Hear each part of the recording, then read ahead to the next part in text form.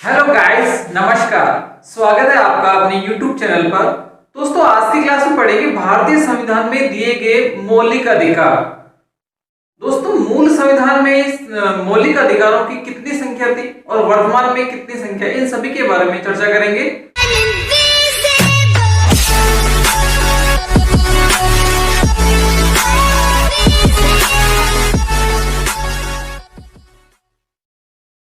तो शुरू करते हैं। मौलिक अधिकार।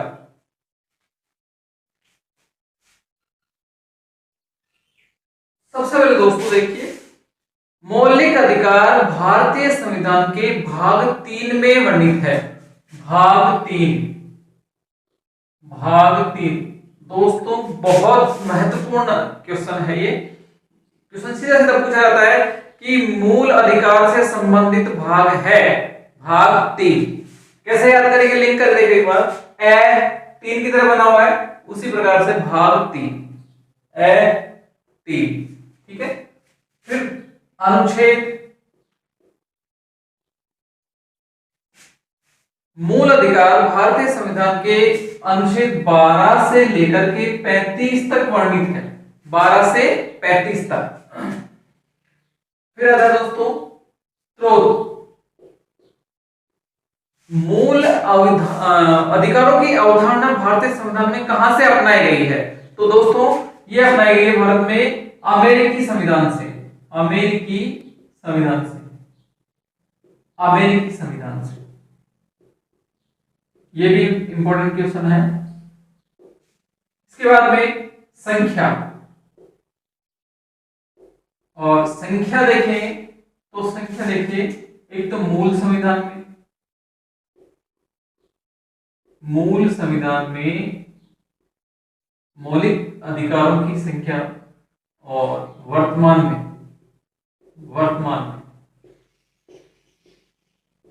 तो देखिए, मूल संविधान में तो थी 7। मूल संविधान में मौलिक अधिकारों की संख्या 7 और वर्तमान में 6। वर्तमान में मौलिक अधिकारों की संख्या है दोस्तों 6। हुआ क्या, अब ये 6 कैसे लिखेंगे दोस्तों कि 44वें संविधान संशोधन अधिनियम 1978 द्वारा संपत्ति के अधिकार को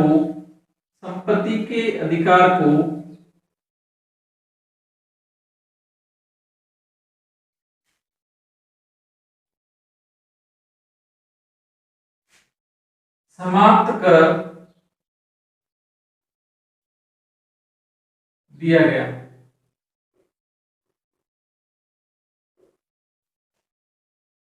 ये भी इंपॉर्टेंट क्वेश्चन दोस्तों कि 44वें संविधान संशोधन अधिनियम 1978 के द्वारा संपत्ति के अधिकार को हटा दिया गया था।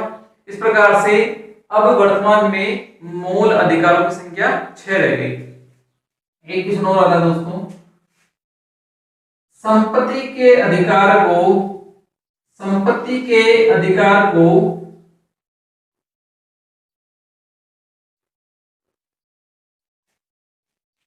अनुच्छेद 31 से हटाकर अनुच्छेद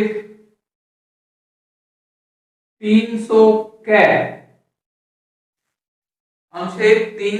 कै में कानूनी अधिकार बना दिया गया। कानूनी अधिकार बना दिया गया।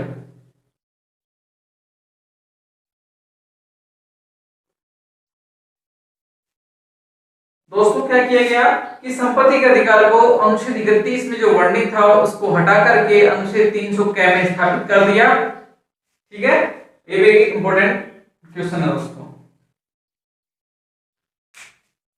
एक है दोस्तों अनुच्छेद 12। अनुच्छेद 12, अनुच्छेद 12 में व्यवस्था है राज्य एवं राज्य अधिकारी की।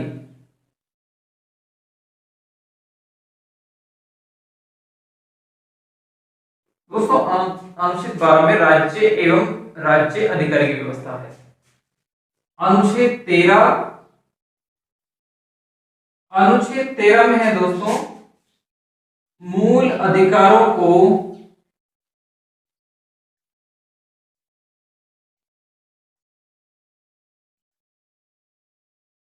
लागू एवं समाप्त करने वाली संस्था।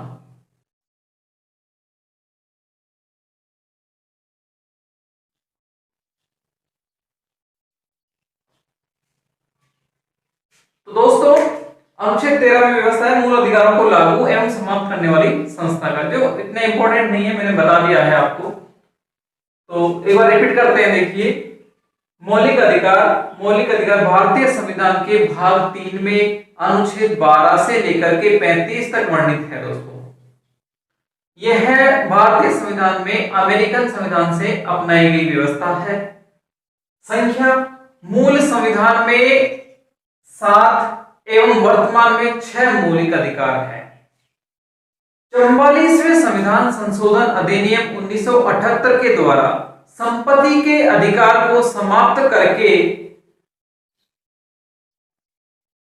इसको अनुच्छेद 300 क में स्थापित कर दिया गया और वहां पे इसको एक कानूनी अधिकार बना दिया गया है। अनुच्छेद 12 में राज्य एवं राज्य अधिकारी की चर्चा की गई है और अनुच्छेद 13 में मूल अधिकारों को लागू करने वाली संस्था या समाप्त करने वाली संस्था का जिक्र किया गया है। अब मैं इसको इरेज कर देता हूं।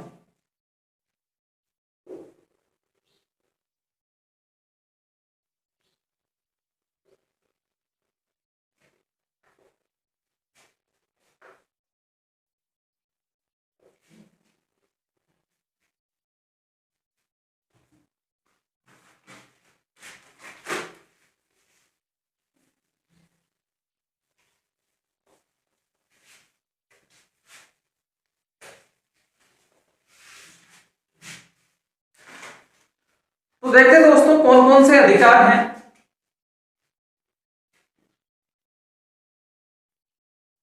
देखो 1, 2, 3, 4, 5, 6।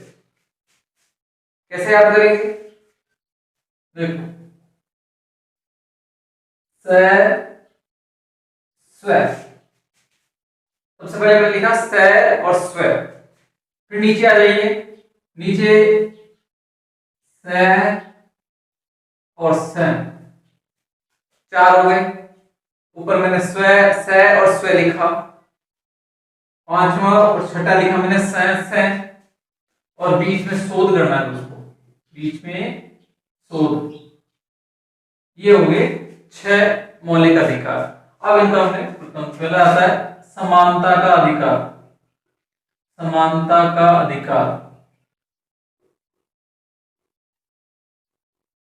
दोस्तों पहला है समानता का अधिकार, दूसरा है स्वतंत्रता का अधिकार। स्वतंत्रता का अधिकार,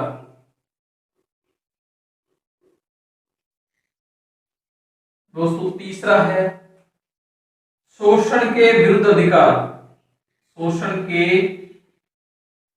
विरुद्ध अधिकार,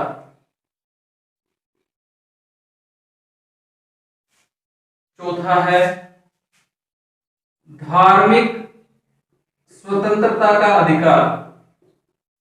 धार्मिक स्वतंत्रता का अधिकार,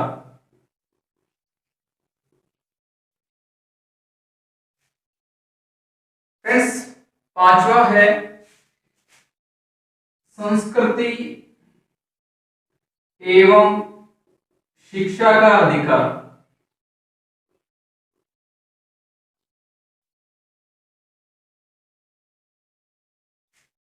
और छठा है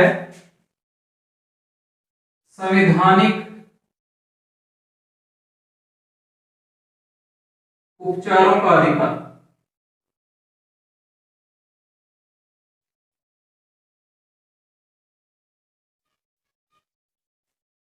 याद हो गया होंगे दोस्तों, समानता का अधिकार, स्वतंत्रता का अधिकार, शोषण के विरुद्ध अधिकार, धार्मिक स्वतंत्रता का अधिकार, संस्कृति एवं शिक्षा का अधिकार, दोस्तों इसको शिक्षा एवं संस्कृति का अधिकार भी कह सकते हैं, और संवैधानिक उपचारों का अधिकार।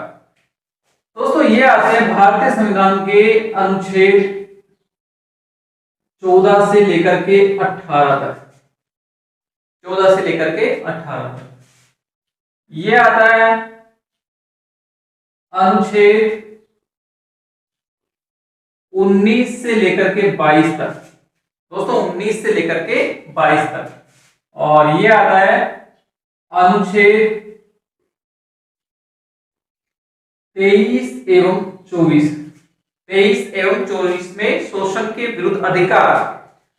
दोस्तों धार्मिक स्वतंत्रता का अधिकार आता है अनुच्छेद 25 से 28 तक। 24 में खत्म किया, 25 से 28 तक।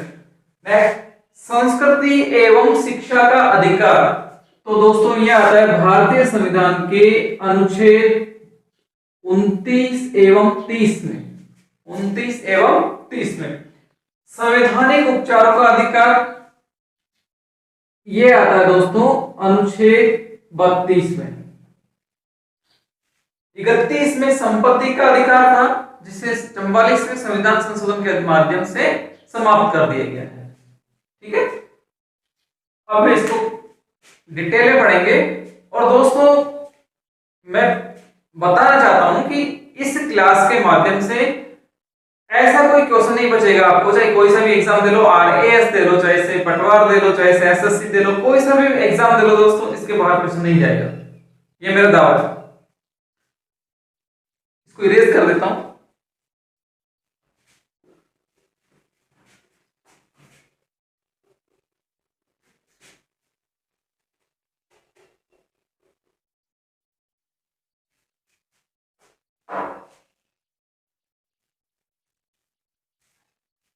तो सबसे पहला पढ़ते हैं दोस्तों, पहला अधिकार पढ़ते हैं समानता का अधिकार। समानता का अधिकार, और समानता का अधिकार आता है दोस्तों अनुच्छेद, मैंने बताया आपको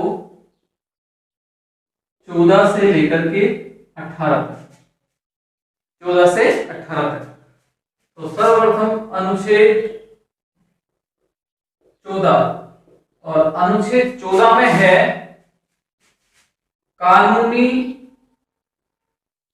कानूनी या विधि की समानता। विधि की समानता। दोस्तों अनुच्छेद 14 में दिया गया है कि भारत में, भारतीय संविधान में कानून की नजर में सब समान है। कानूनी समानता दे रखी है कि कानून के आधार पर किसी के साथ कोई भेदभाव नहीं किया जाएगा, कानून सबके लिए समान है। दोस्तों अनुच्छेद 15, और अनुच्छेद 15 है दोस्तों धर्म, जाति, लिंग, जन्म,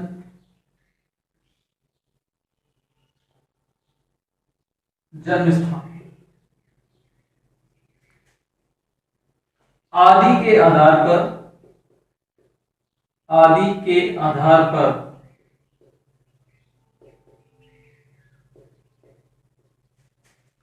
भेदभाव का अभाव, भेदभाव का अभाव। कुल मिला के सामाजिक समानता। दोस्तों सामाजिक समानता की व्यवस्था कौन सी? सामाजिक, सामाजिक समानता।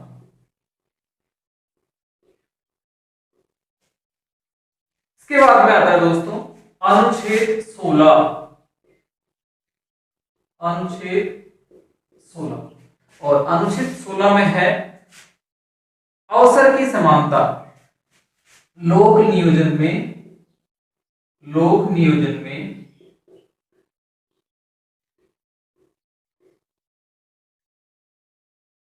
अवसर की समानता।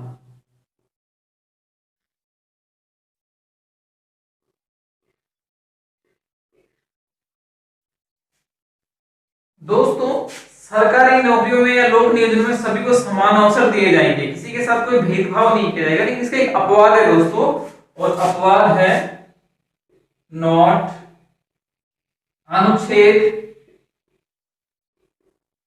16(4) में आरक्षण का प्रावधान। आरक्षण अनुच्छेद 16(4) में आरक्षण दिए गए हैं दोस्तों। फिर आता है अनुच्छेद 17, बहुत महत्वपूर्ण है, एग्जाम में बार बार पूछते हैं दोस्तों, और ये है अस्पृश्यता का अंत। अस्पृश्यता का अंत। दोस्तों, अस्पृश्यता के लिए अभी तक देखो 3 कानून बने हैं भारत में। एक बना था 1955 में, एक बना था 1976 में, और एक बना था दोस्तों 1989 में। ये थे अस्पृश्यता निवारण अधिनियम।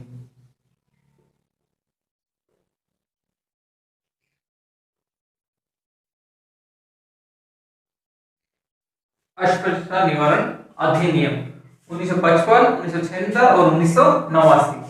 इसके बाद में आता है दोस्तों अनुच्छेद 18, और अनुच्छेद 18 में दे रखा है दोस्तों उपाधियों का अंत। उपाधियों का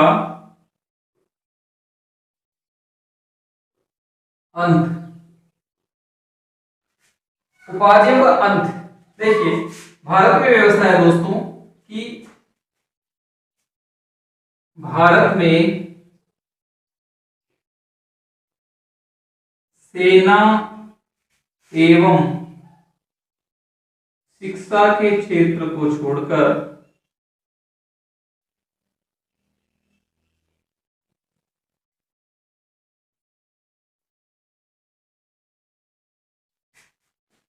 किसी भी क्षेत्र में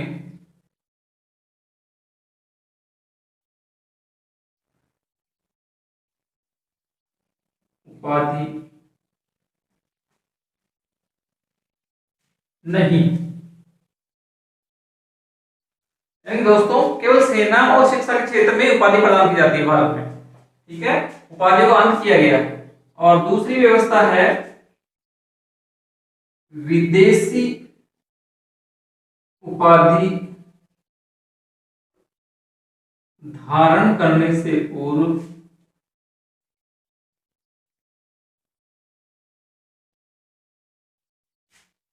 राष्ट्रपति की पूर्वानुमति।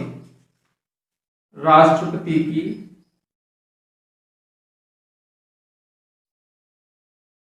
पूर्वानुमति लेना। दोस्तों, अगर किसी को विदेशी उपाधि धारण करनी होती हो तो उसको पहले राष्ट्रपति की पूर्वानुमति लेनी होगी, ठीक है। एक बार इसको रिपीट करते हैं, देखिए। सबसे पहले मैंने लिया दोस्तों समानता का अधिकार, और भारतीय संविधान के अनुच्छेद 14 से 18 तक वर्णित है। अनुच्छेद 14 है दोस्तों कानूनी और विधि के समान समानता। अनुच्छेद 15 है धर्म, जाति, लिंग, जन्मस्थान आदि के आधार पर भेदभाव का अभाव। इसको सामाजिक समानता भी बोल सकते हैं। अनुच्छेद 16 अवसर की समानता, लोक नियोजन में अवसर की समानता अनुच्छेद 16(4) में आरक्षण का प्रावधान दे रखा है। अनुच्छेद 17 में दोस्तों अस्पृश्यता का अंत किया गया है। 1955, 1976 और 1989 अस्पृश्यता निवारण अधिनियम बने थे। SC एवं ST निवारण अधिनियम बनाया गया था। अनुच्छेद 18 में उपाधियों का अंत किया गया दोस्तों कि भारत में सेना एवं शिक्षा के क्षेत्र को छोड़कर के अन्य किसी क्षेत्र में उपाधियां नहीं दी जाती हैं। दोस्तों, किसी को अगर विदेशी उपाधि धारण करनी हो तो उसे राष्ट्रपति की पूर्व अनुमति से ही ये परमिशन दी जा सकती है। अब मैं इसको इरेज कर देता हूं।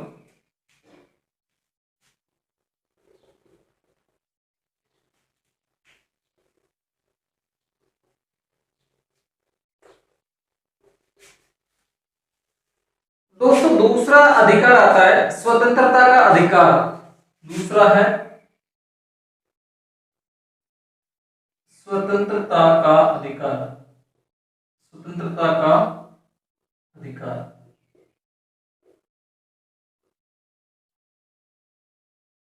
और यह है भारतीय संविधान के अनुच्छेद 1919 से 22 तक। पहला आता है दोस्तों अनुच्छेद 19। अनुच्छेद 19 एक में है वाक एवं अभिव्यक्ति की स्वतंत्रता। वाक एवं अभिव्यक्ति की स्वतंत्रता।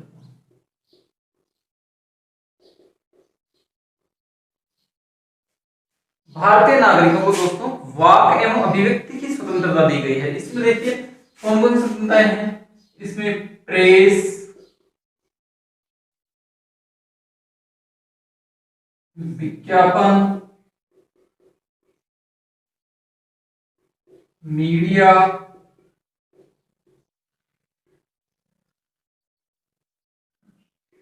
नोटा और सूचना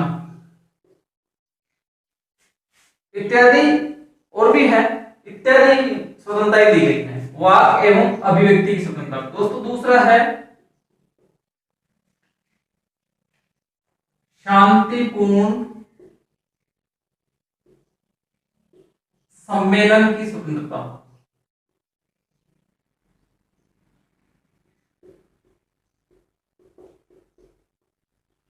दोस्तों एक ये शांतिपूर्ण सम्मेलन की स्वतंत्रता और वो भी क्या है हथियार रहित।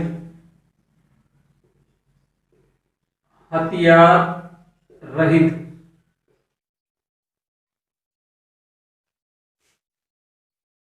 हथियार नहीं होना चाहिए, शांतिपूर्ण होना चाहिए। तीसरी है संघ बनाने की स्वतंत्रता। संघ बनाने की स्वतंत्रता। और संघ बनाने की स्वतंत्रता दोस्तों सैन्य एवं कर्फ्यू क्षेत्र को छोड़ करके।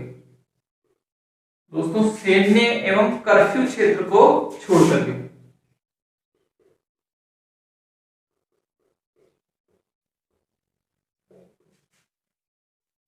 एक है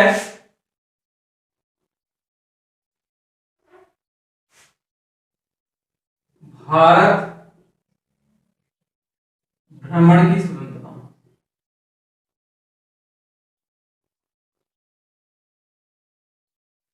भारत भ्रमण की स्वतंत्रता दोस्तों। और ये भी है सैन्य या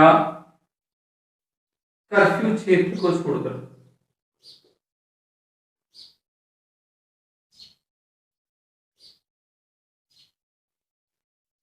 ठीक है। फिर है दोस्तों पांचवा है भारत निवास की स्वतंत्रता। भारत निवास की स्वतंत्रता। और भारत निवास में है दोस्तों ये पहले दोस्तों इसमें था कि जम्मू कश्मीर को छोड़ करके था, लेकिन अब जम्मू कश्मीर में भी भारत निवास हो सकता है। अब है संपत्ति की स्वतंत्रता। संपत्ति की स्वतंत्रता। और दोस्तों इस स्वतंत्रता को 44वें संविधान संशोधन 1978 द्वारा समाप्त।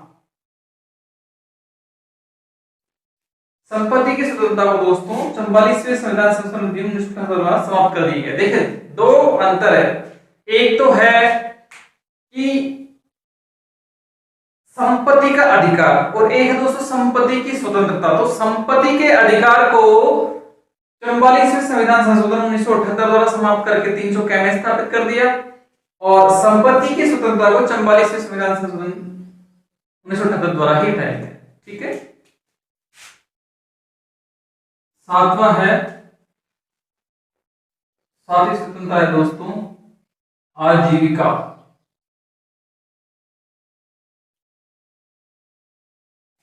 आजीविका या जीवन की स्वतंत्रता।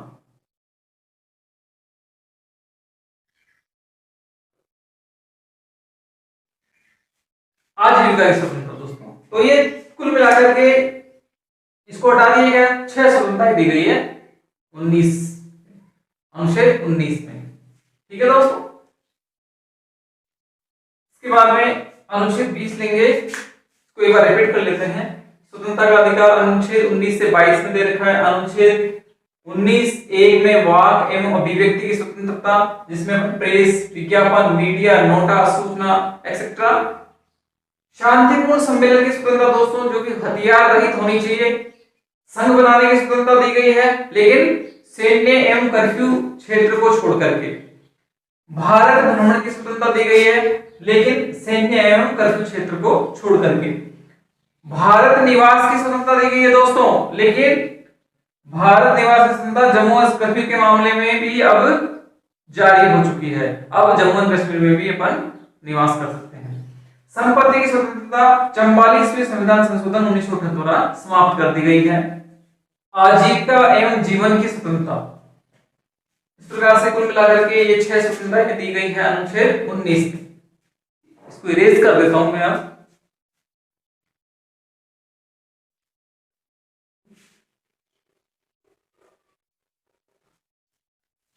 दोस्तों अब लेते हैं अनुच्छेद 20। अनुच्छेद 20 और अनुच्छेद 20 है अपराध दोष सिद्धि। अपराध दोष सिद्धि।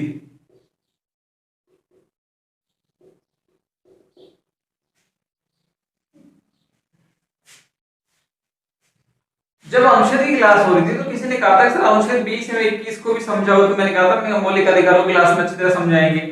तो देख लीजिए अपराध दोष सिद्धि, इसमें क्या है, कानून के उल्लंघन पर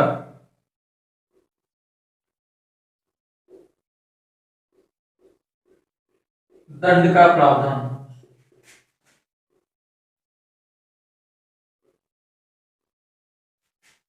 और एवं अपराधी को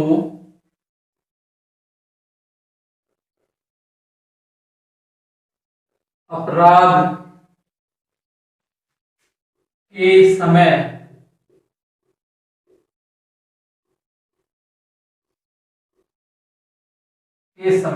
व्याप्त सजा का प्रावधान, सजा का भोग। इसका मतलब ये हुआ दोस्तों कि कानून के उल्लंघन पर किसी को दंड दिया जाएगा, एवं दंड उसी प्रकार से दिया जाएगा कि उसने जिस समय अपराध किया था और उस अपराध का जो दंड निश्चित था उस समय, उसी समय के अनुसार उसको सजा दी जाएगी। दोस्तों आज के हिसाब से नहीं दी जाएगी, उस समय प्रचलित उस सजा के लिए क्या प्रावधान था उसके हिसाब से दंड दिया जाएगा दोस्तों। कि जैसे मान लीजिए 2010 में किसी अपराध की सजा थी मृत्युदंड, और अभी वर्तमान में 2020 में उस अपराध की सजा उम्र कैद है, तो दोस्तों उसको मृत्युदंड ही मिलना है। अगर उसने 2010 में अपराध किया था तो उसके अनुसार ही उसको सजा मिलनी है। तो अपराधी को अपराध के समय व्याप्त सजा का ही भोग मिलेगा दोस्तों। ठीक है।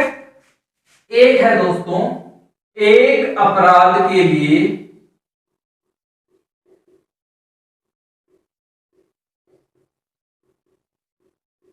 एक बार सजा, एक अपराध के लिए एक बार सजा कहने का मतलब है दोनों दोहरा दंड निषेध, दोहरा दंड निषेध। दोस्तों किसी भी हालत में दोहरा दंड नहीं दिया जाता है, यानी कि एक अपराध के लिए उसे एक ही सजा दी जाएगी, दोबारा नहीं सजा दी जाएगी एक अपराध के लिए। और एक है दोस्तों, किसी को अपने विरुद्ध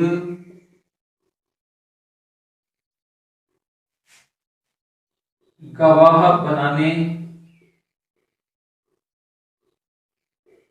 एवं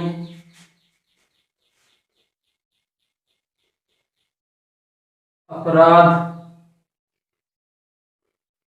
स्वीकार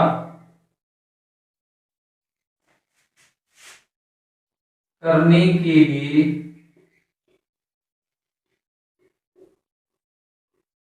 मजबूर नहीं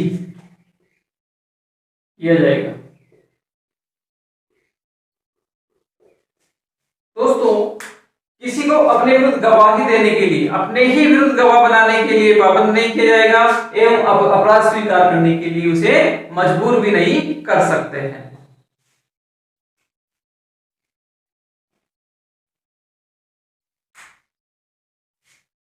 एक बार रिपीट करते हैं दोस्तों इसको।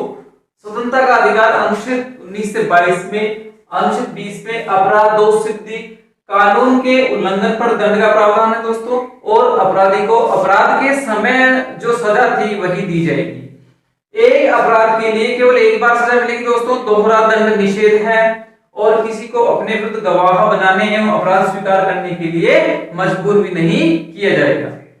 दोस्तों अनुच्छेद 21 है, अनुच्छेद 21, और अनुच्छेद 21 है दोस्तों प्राण एवं दैहिक स्वतंत्रता। प्राण एवं दैहिक स्वतंत्रता। दोस्तों देखो इसका सबसे पहला प्रावधान है दोस्तों कि इस स्वतंत्रता को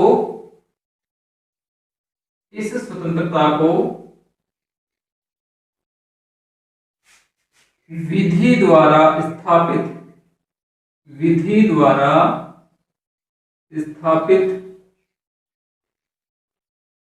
प्रक्रिया से ही समाप्त किया जा सकता है,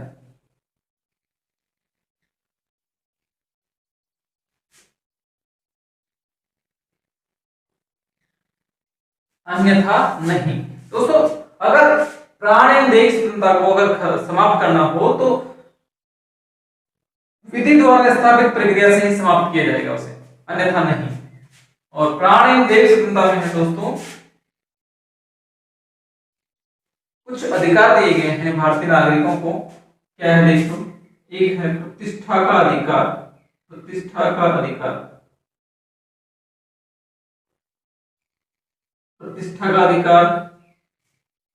दूसरा है स्वच्छ पर्यावरण का अधिकार,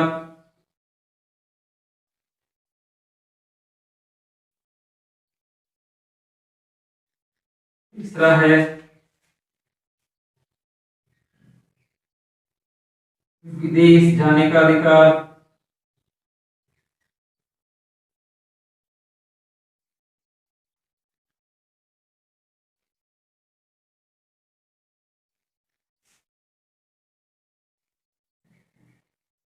हथकड़ी न लगवाने का अधिकार,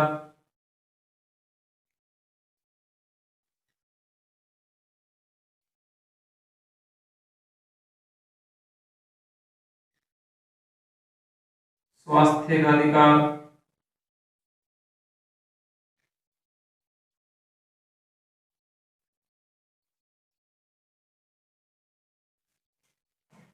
सूचना का अधिकार,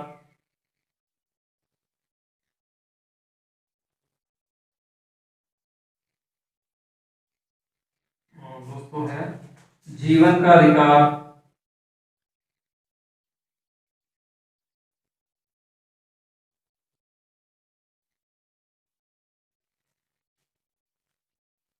तो देखिए दोस्तों प्रतिष्ठा का अधिकार, प्रतिष्ठा प्राप्त करने का अधिकार मिल जाता है इससे।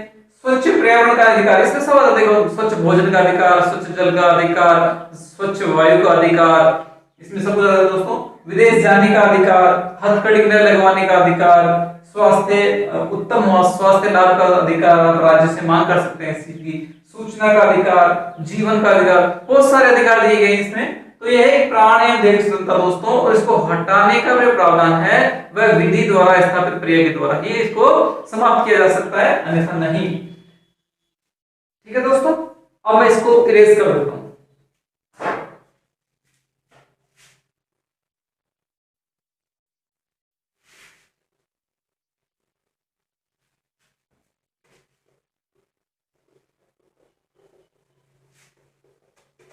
अब है दोस्तों अनुच्छेद 21 कै, अनुच्छेद 21 कै, और अनुच्छेद 21 कै है दोस्तों 6 से 14 वर्ष के बालकों को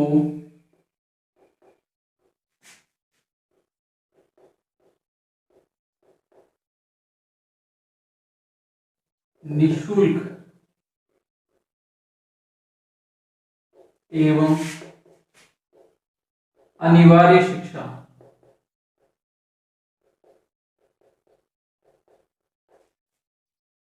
छह से 14 वर्ष तक के बालकों को निःशुल्क एवं अनिवार्य शिक्षा का प्रावधान किया गया दोस्तों। और यह 86वें संविधान संशोधन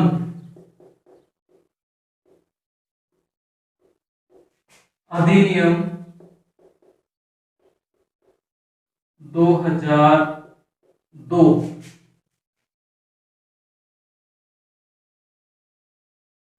द्वारा जोड़ा गया। और दोस्तों इसकी शुरुआत की गई, इसकी शुरुआत हुई 1 अप्रैल 2010 से। शुरुआत कब हुई? 1 अप्रैल 2010 से। अब आता है दोस्तों अनुच्छेद 22, अनुच्छेद 22, और अनुच्छेद 22 है निवारक निरोध, निवारक निरोध।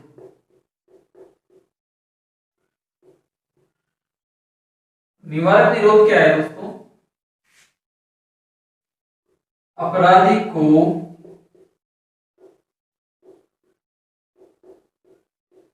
अपराध करने से पूर्व, दोस्तों अपराधी को अपराध करने से पूर्व गिरफ्तारी के लिए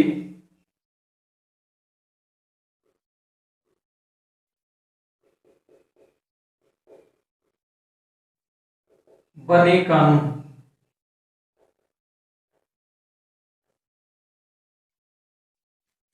निवारक निरोध में क्या है? अपराधी को अपराध करने से पूर्व, दोस्तों एक बार इसको निकालते हैं, अपराधी को अपराध करने से पूर्व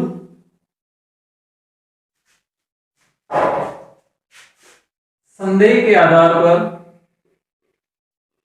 संदेह के आधार पर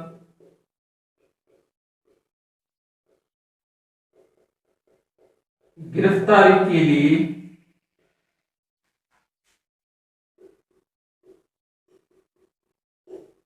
बने कानून।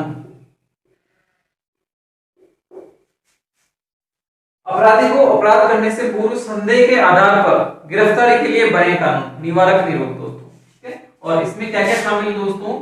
इसमें शामिल है, इसमें क्या क्या मांग कर सकता है?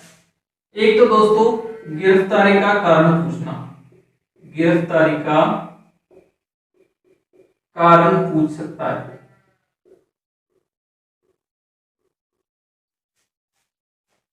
गिरफ्तार व्यक्ति को कारण पूछने का अधिकार।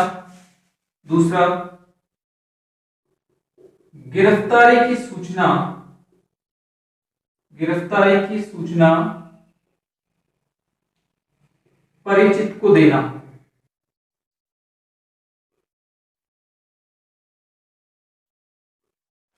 गिरफ्तारी की सूचना दोस्तों परिचित को देना, यह भी एक अधिकार है गिरफ्तार व्यक्ति का।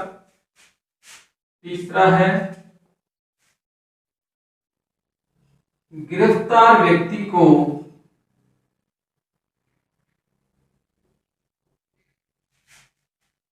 चौबीस घंटे के भीतर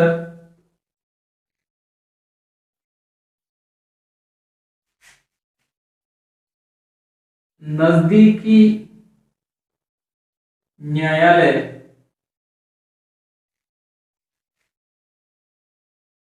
में पेश करना।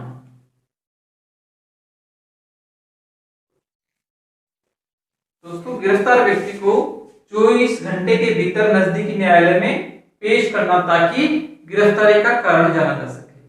ठीक है दोस्तों, तो ये अधिकार मिले हुए हैं कि गिरफ्तारी का कारण पूछना, गिरफ्तारी की सूचना परिचित को देना, गिरफ्तारी व्यक्ति को 24 घंटे के भीतर नजदीकी न्यायालय में पेश करना।